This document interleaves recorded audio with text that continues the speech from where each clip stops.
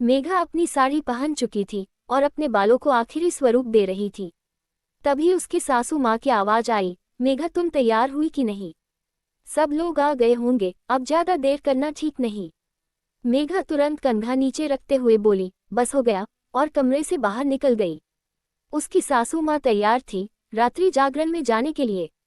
मेघा ने तुरंत कमरे को ताला लगाया और सासू माँ के साथ पैदल घर से निकल पड़ी। उसकी सासू माँ कुछ बोलते हुए चल रही थी, पर मेघा किसी और ख्यालों में खोई थी। उसके पति को दूसरे शहर गए हुए 6 महीने हो चुके थे। मेघा को उसकी बहुत याद आ रही थी। विरह के ये दिन मेघा कैसे काट रही थी, ये तो बस वो ही जानती थी। 10-15 मिनट के बाद ही वे दोनों पड़ोस के मकान के सामने खड़े थे। अंदर बहुत चहल पहल थी, रात्रि जागरण का माहौल बन चुका था। एक बड़े से हाल में सारे पुरुषों की व्यवस्था थी। वहां मेघा की एक भाभी अपने पीहर और घनिष्ठ सहेलियों के साथ छोटे कमरे में थी, इसलिए थोड़े अभिवादन के बाद उसने उनको डिस्टर्ब करना ठीक नहीं समझा। अंदर एक बड़े कमरे में सारी औरतें बैठी बातों में मशगूल थी। उन्होंने मेघा का स्वागत किया और वो अपनी सासू माँ के साथ वहां बैठ गई। कुछ औरतें बातों में मग्न थी, कुछ ने सोने की तैयारी कर ली थी। मेघा को पता चला कि पूजा और आरती का कार्यक्रम सुबह 5 बजे होने वाला है। मेघा अपने पुराने दिनों और विचारों में खो गई। मध्य रात्रि होने वाली थी, अब तक सारी औरतें और पुरुष सब सो चुके थे। शायद सुबह 5 बजे उठने की तैयारी में, मगर मेघा की आंखों में नींद नहीं थी। भीड़ भरा माहौल देखकर उसकी नींद वैसे भी जा चुकी थी। मेघा कमरे से बाहर वॉशरूम जाने के बहाने किसी तरह औरतों से पांव बचाते हुए बाहर निकली।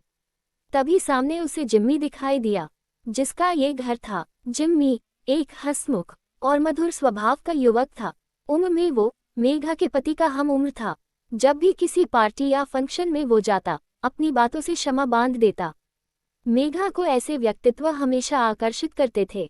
पिछली बार जब मेघा कुछ महीने अपने पति से दूर थी, तब जब भी जिम्मी उससे मिलता, कुशलक्षेम जरूर पूछता और मदद के लिए भी पूछता था, मगर मेघा ने कभी उसे मदद का मौका नहीं दिया। मेघा को देखते ही उसने हंसते हुए एक सवाल दाग दिया कि उसके पति कब तक आने वाले हैं। मेघा को भी पक्का पता नहीं था, पर उसने बोल दिया, कुछ महीने और लगेंगे। फिर उसने पूछा कि वो अब तक सोई क्यों नहीं, जबकि सारे लोग सो चुके थे। फिर उसने मेघा को सुबह 5 बजे के प्रोग्राम के बारे में बताया। मेघा ने उससे कहा कि इस भीड़ में वो नहीं सो सकती। जिम्मी को मेघा पर दया आ गई और वह कुछ सोचने लगा। उसकी इस उधेड़बुन को देखते हुए मेघा ने एक सवाल दाग दिया, आप अब तक क्यों नहीं सोए? उसके चेहरे पर एक शरारती मुस्कान तैर गई। उसने अपने हाथ में लिए कंबल को थोड़ा उठाते हुए बोला कि उसके सोने का एक विशेष प्रबंध किया है। उसने घर की छत पर। मेघा को बड़ा आश्चर्य हुआ और उसने पूछा, छत पर तो बहुत मच्छर होंगे और सुबह तक तो ठंड भी बढ़ जाएगी। वह मेघा के सवालों का जवाब देते हुए बोला।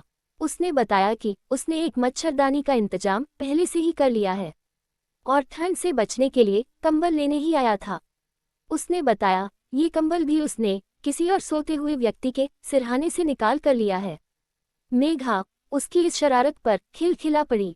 मेघा के चेहरे पर हंसी देखकर जिम्मी को बहुत अच्छा लगा और वो मेघा की मदद करने के रास्ते सोचने लगा। मेघा ने मजाक करते हुए कहा, आपका तो अच्छा है, आपने अपने लिए तो विशेष इंतजाम कर लिया है, पर हमारा क्या? मेघा की यह बात जिम्मी के दिल को लगी। उसने मेघा को सुझाव दिया कि वो छत पर मच्छरदानी में सो जाए। मेघा को लगा कि वह मजाक कर रहा है, पर जिम्मी इस बात पर गंभीर था। उसने अब और ज्यादा आग्रह किया तो मेघा ने उसको टालने के लिए बोल दिया कि अगर वो छत पर सो गई तो फिर वो कहाँ सोएगा। इस पर जिम्मी ने कहा कि वह नीचे ही सो जाएगा, पुरुषों के कमरे में। मेघा ने उसका प्रस्ताव ये कहते हुए ठुकरा दिया कि यह नहीं हो सकता। सारी महिलाएं यहाँ नीचे सो रही हैं और वो वहां अकेले छत पर सोएगी, और किसी को पता लगा तो अच्छा नहीं होगा। जिम्मी ने बताया कि छत पर कोई नहीं है और वो छत पर लगे दरवाजे को अंदर से बंद करके सो सकती है। किसी को भी पता नहीं चलेगा और सुबह सबके जागने से पहले वो वापस नीचे आ सकती है। मेघा को कुछ और नहीं सूझा तो उसने बहाना बना दिया कि वो वहां अकेले नहीं सो सकती, उसे डर लगता है। कुछ सोचने के बाद जिम्मी बोला कि मेघा चाहे तो जिम्मी भी वहां उसके साथ सो जाएगा। जिम्मी के ऐसा कहते ही एक चुप्पी सी छा गई। फिर तुरंत जिम्मी को एहसास हुआ कि उसने कुछ गलत बोल दिया और तुरंत अपनी बात सुधारते हुए बोला कि वह पास में ही दूसरा बिस्तर लगा के सो जाएगा। मेघा ने तुरंत मना कर दिया कि वो अपनी वजह से वो उसे मच्छरों का भोजन नहीं बना सकती। जिम्मी अपने आप को लाचार महसूस करने लगा। हमेशा मदद के लिए तैयार रहने वाला आज मदद मांगने पर भी मदद नहीं कर पा रहा था। फिर जिम्मी ने अपना आखिरी प्रस्ताव रखा कि मच्छरदानी डबल बेड साइज की है, जिसमें 2 लोग आसानी से सो सकते हैं, और अगर मेघा को कोई आपत्ति ना हो तो जिम्मी उसके साथ वहां सो सकता है। मेघा के हाँ कहने का तो कोई सवाल ही पैदा नहीं होता, पर अब जिम्मी ने एक ब्रह्मास्त्र छोड़ा कि अगर वो उस पर थोड़ा भी भरोसा करती है तो वो हाँ कर दे। अब मेघा बुरी तरह फंस चुकी थी। अब ना वो हाँ कह सकती और नहीं ना कह सकती। एक तरफ क्वां था तो दूसरी तरफ खाए। ऐसा नहीं था कि मेघा उस पर भरोसा नहीं करती, परंतु उसे समाज का डर था। अगर किसी को पता चल गया तो कुछ ना होते हुए भी उसकी बहुत बदनामी होगी। अपने पति को वो क्या जवाब देगी? मेघा हाँ या ना कुछ कह पाती उसके पहले ही जिम्मी ने उसे निर्देश दिया कि वो अपनी सासू माँ को बोल दे कि वो भाभी मतलब जिम्मी की पत्नी के कमरे में सोने जा रही है, और फिर वो छत पर आ जाए, वहां जिम्मी उसका इंतजार करेगा। ये कहकर वह सीढ़ियां चढ़ते हुए छत पर चला गया। मेघा के पांव अब जम गए। फिर वो औरतों वाले कमरे की तरफ गई।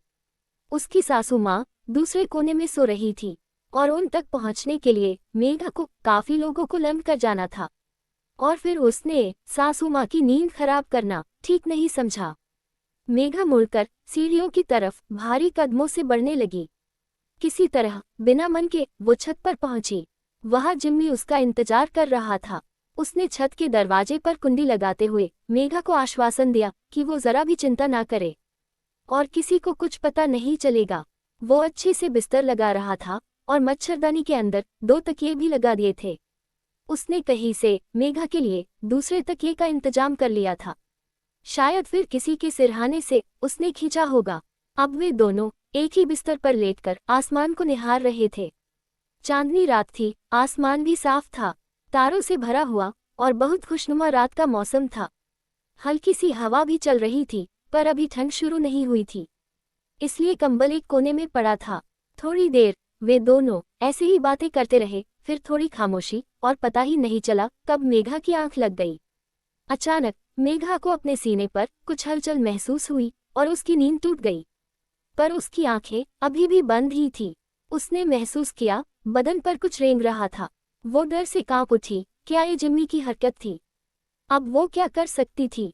अगर चिल्लाई तो लोग पूछेंगे कि वो यहाँ अकेले क्यों आई थी, और लोग उसी पर शक करेंगे। उसने आंखें बंद करते हुए ही कुछ देर और इंतजार करना ठीक समझा। तब तक उसके शरीर से कुछ आवरण हट चुके थे और अंदर कुछ हवा प्रवेश कर गई। वो फिर से कांप उठी और एक अनिष्ट की आशंका से घिर गई। वो इंतजार करने लगी कि आगे क्या गलत होने वाला है। पूरे 6 महीने बाद किसी पुरुष ने उसे स्पर्श किया था। उसके पूरे शरीर में एक तरंग सी दौड़ गई। उसे कुछ मजा भी आ रहा था, पर डर ज्यादा लग रहा था। उसने अब आगे बढ़ने की कोशिश की, जिसमें वह कामयाब नहीं हुआ। शायद उसे मेघा के जाग जाने का डर होगा, इसलिए उसने ज्यादा ताकत नहीं लगाई और मेघा ने चैन की सांस ली। मेघा पीठ के बल लेटी थी, इसलिए वो पीछे का हुक खोल नहीं पाया। वो ऊपर से देख रहा था। कुछ मिनट ऐसे ही निकल गए और वो उसके ऊपरी अंग पर ही हाथ मलता रहा। फिर जब उसे एहसास हुआ कि कुछ होने वाला नहीं, तो उसने कुछ नहीं किया। मेघा ने चैन की लंबी सांस ली और थोड़ी देर बाद कब फिर उसकी आंख लग गई, उसे पता ही नहीं चला। फिर उसकी नींद में दूसरी बार व्यवधान आया। इस बार वो करवट लेके उसकी ओर पीठ करके सोई हुई थी, इसलिए उसने आंखें खोली। अभी भी गहरी चांदनी रात थी और नींद खुलने का कारण वही था, पर अब थोड़ी देर हो चुकी थी। पीछे के सारे हुक खुल चुके थे। उसके मन में फिर से डर की लहर कौंध गई। इस बार वो कैसे बचेगी, क्योंकि इस बार वो करवट लेके सोई थी और हुक उसकी तरफ था। वो कुछ सोच पाती उसके पहले ही खट की आवाज के साथ हुक खुल चुका था और अचानक उसके सीने पर कस के बांधा हुआ प्रोटेक्शन ढीला हो चुका था। उसने एक साए को अपने चेहरे की तरफ आते हुए महसूस किया और तुरंत अपनी आंखें बंद कर ली। उस साए में मेघा ने महसूस किया कि अब वो उसके शरीर के उस भाग को घूर रहा था, जिसे देखने की असफल कोशिश उसने कुछ देर पहले ही की थी, पर अब वो कामयाब हो चुका था। मेघा अपने आप को कोसने लगी, उसने करवट क्यों ली, और उससे भी पहले वो क्यों उसको छत पर सोने के लिए मना नहीं कर पाई।